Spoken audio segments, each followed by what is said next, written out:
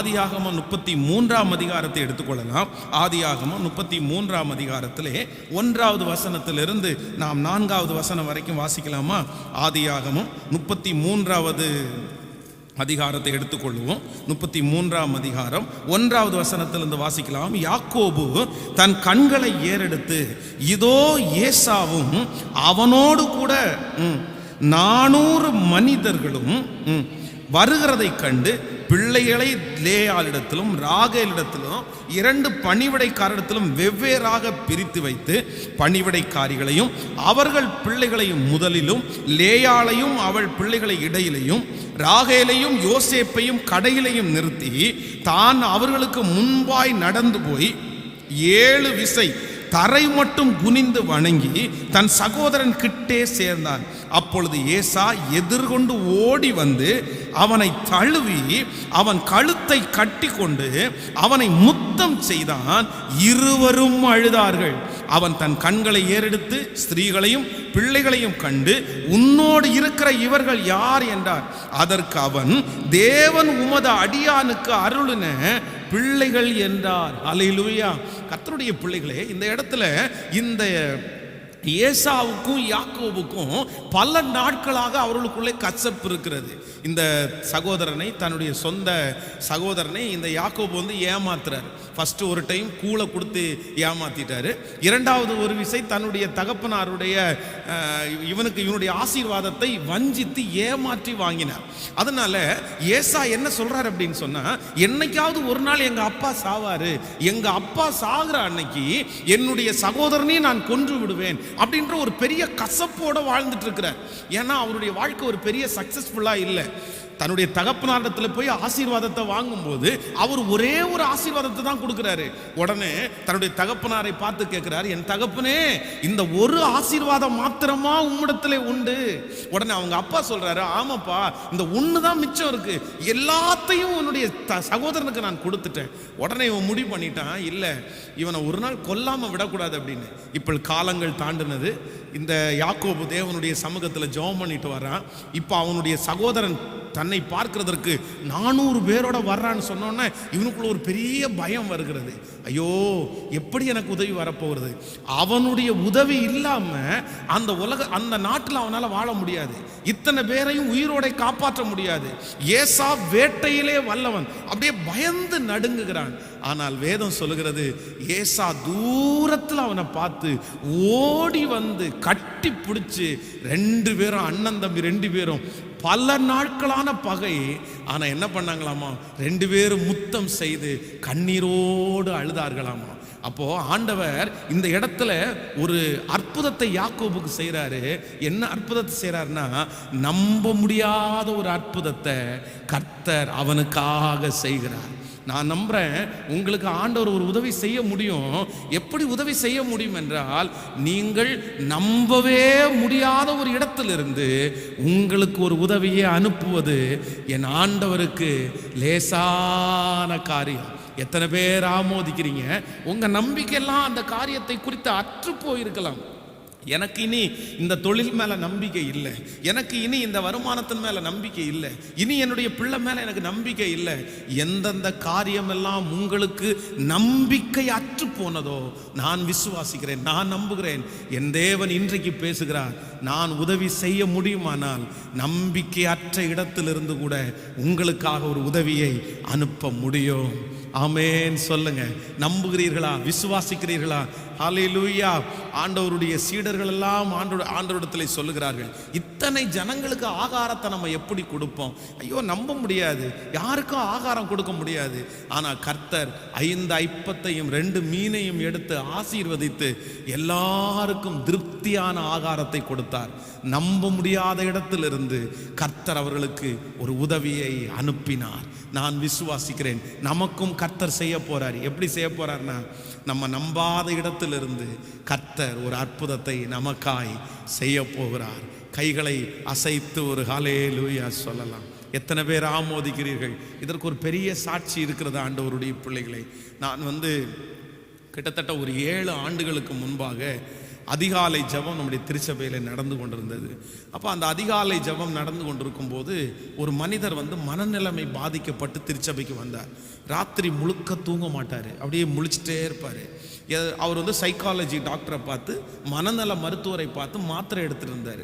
அப்போ நான் அவரை பார்த்து சந்தித்து அவருக்காக ஜெபம் பண்ணி அவருக்கு ஆலோசனை சொல்லி இந்த திருச்சபைக்கு வந்ததற்கு பிறகு பார்த்தீங்கன்னா அவருக்கு பரிபூரணமான சுகம் கிடைத்தது.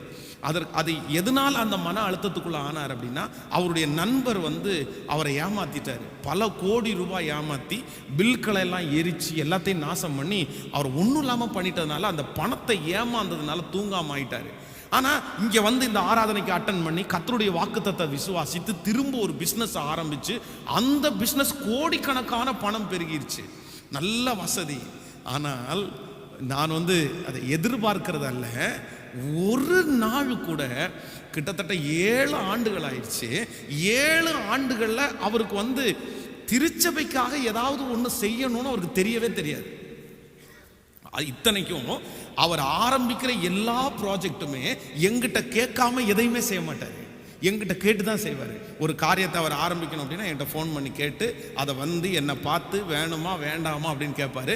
நான் இதை செய்ய வேண்டாம் அப்படின்னா செய்யாம விட்டுருவாரு, நான் இதை செய்யுங்க அப்படின்னா செஞ்சுடுவார். இப்படியே அவருடைய பிஸ்னஸ் இன்னைக்கு பல கோடிக்கு பெருகி பல இடங்களிலே இடம் வாங்கி பல ஆசீர்வாதமா இருக்கிறார். ஆனா ஒரு நாள் கூட திருச்சபைக்கு ஒரு 100 rupees, ஒரு 100 ரூபாய் கூட அவர் இந்த ஊழியத்திற்காக செலுத்தினதே இல்லை. 100 rupees கூட. அது எதிர்பார்ப்பல்ல. நான் என்ன சொல்றேன் அப்படின்னா, தேவன் ஆசீர்வதிக்கும் போது அவர்கள் கொடுக்கறது வழக்கம் தானே. கர்த்தர் நம்மளை ஆசீர்வச்சிருக்கிறார், கேட்பாரு, ஜெபம் பண்ணுவாரு, எல்லாமே நடக்கும். அவருக்கு தெரியாதா என்னன்னு தெரியல. நம்ம ஒருவேளை சர்ச்சில் உபதேசம் பண்ணாதனாலயா அவர், ஆனா அதை செய்யலை.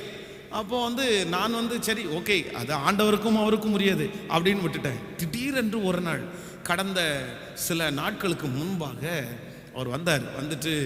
அவருக்கு இந்த கோவிட் அவருக்கு அட்டாக் ஆயிடுச்சு.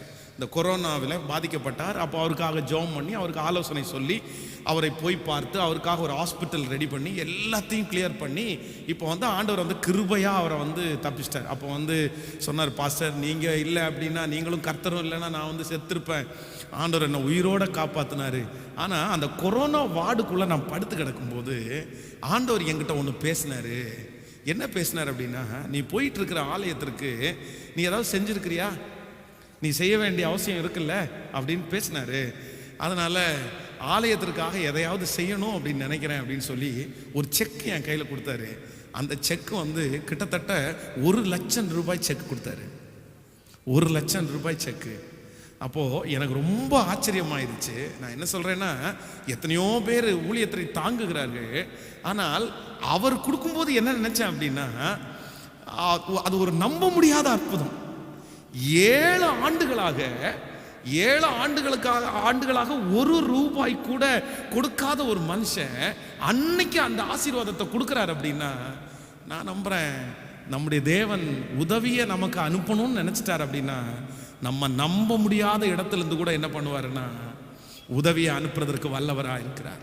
நம்ம நினைப்போம் இந்த இடத்துல இருந்தெல்லாம் வருமா, எனக்கு நம்பிக்கை இல்லை சார், எனக்கு நம்பிக்கை இல்லை சார், எனக்கு நம்பிக்கை இல்லை.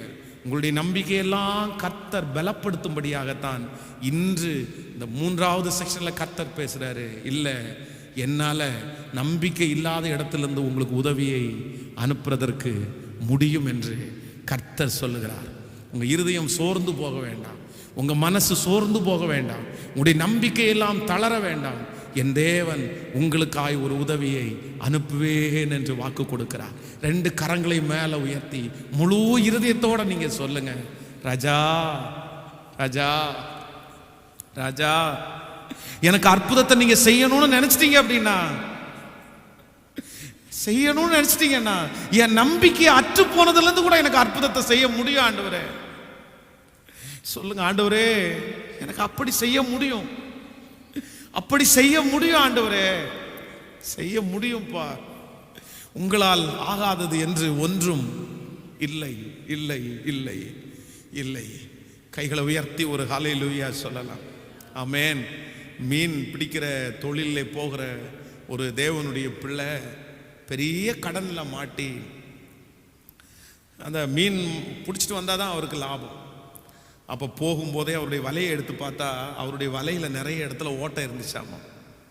அவங்க மனைவி பார்த்து சொன்னாங்களாமா, இந்த ஓட்டையான வலையை கொண்டு போய் மீனை பிடிச்சி என்னைக்கு இந்த கடனை நீங்கள் முடிக்க போகிறீங்கன்னு சொன்னாங்களாம். மீன் பிடிக்க போகிறது, மீன் பிடிக்கிற தொழில் வந்து ரொம்ப கஷ்டமான தொழில், இருக்கிறதுலே ரொம்ப கஷ்டமான. அவங்களுக்காக ஸ்பெஷலாக நம்ம ஜெபம் பண்ணணும். அவங்க வந்து அந்த இயற்கை சீற்றத்தோடு போராடுகிற இடம் இல்லை, தண்ணிக்குள்ளே. அதெல்லாம் நீங்கள் ஒன்றொன்னா விவரித்து சொன்னோம் அப்படின்னா, ஐயோ அவ்வளோ கஷ்டமான ஒரு தொழில் தான் மீன் பிடிக்கிற தொழில். அங்கே இருக்கிற நம்ம வந்து அந்த போட்டில் வந்து ஒரு 15 நிமிஷம் ட்ராவல் பண்ணாலே நம்மளால் ட்ராவல் பண்ண முடியாது, ஃபுல்லாக வாமிட்டிங் வந்துடும். அந்த அந்த கடலுடைய காற்று கூட நமக்கு ஒத்துக்காது. அதெல்லாம் ரொம்ப கஷ்டமானது. அது கண்ணீரோட அந்த அந்த ஓட்டையான வலையை தூக்கி போட்டு, இனி என் கடனை முடிக்கிறதுக்கு இந்த வலை உதவி செய்யாது, எனக்கு அந்த நம்பிக்கை இல்லைன்னு போனார் அம்மா. ஆனால் ஒரு மிகப்பெரிய ஆச்சரியம், அவருக்கு வந்து ஒரு 7 மீன் கிடச்சிருச்சாமா. 7 மீன், 7 மீன் ஒரு நல்ல சைஸ் உள்ள மீன். அது ரொம்ப காஸ்ட்லியான மீன். அதை வந்து கிட்டத்தட்ட 37 லட்சம் ரூபாய்க்கு வித்தாராமா. 7 மீனையும் 7 மீனையும் கொண்டு வந்து அந்த நீங்கள் பேப்பர்ல எல்லாம் வாட்சி பார்ப்பீங்க, சில மீன்கள் வந்து ரொம்ப காஸ்ட்லியாக இருக்கும், அது இம்போர்ட் பண்ணுவாங்க, அது பெரிய பெரிய மெடிசன்ஸுக்கு அது யூஸ் ஆகும். அந்த மாதிரி 7 மீன் கிடச்சிருச்சு. அதில் பணம் வந்து அவருடைய கடன் முழுக்க ஒரே ஒரு ஓட்டையான வலையில் சரியாயிடுச்சு. ஆமேன்னு சொல்லுங்க. அப்போது அவர் சாட்சி சொல்லும்போது ரொம்ப ஆசையாக இருந்துச்சு. அதோடு அந்த வலையை தூக்கி போட்டு ஊழியத்துக்கு வந்துட்டார். இன்னைக்கு ராமேஸ்வரத்தில் ஆண்டவருடைய ஊழியத்திற்காக ஒப்பு கொடுத்து கர்த்தருடைய ஊழியத்தை செஞ்சிட்ருக்கிறாரு. அப்போது நான் என்ன நம்புகிறேன் அப்படின்னா, நம்முடைய ஆண்டவர் நம்பிக்கை இல்லாத இடங்களிலே நம்பிக்கை விதைக்கிற கர்த்தர். ஆண்டவர் உங்களுக்கு உதவி செய்யணும்னு நினச்சிட்டாருன்னா, எந்த இடத்துல நீங்கள் நம்பலையோ அந்த இடத்துலேருந்து உதவியை செய்ய கர்த்தர் வல்லவராக இருக்கிறார். நான் நம்புகிறேன் ஆண்டவரே, நான் நம்புகிறேன், எனக்கு ஒரு உதவி கடந்து வரும். என் தேவன் எனக்காய் உதவியை எப்படியும் செய்வார், எப்படியும் செய்வார். ஆமென்.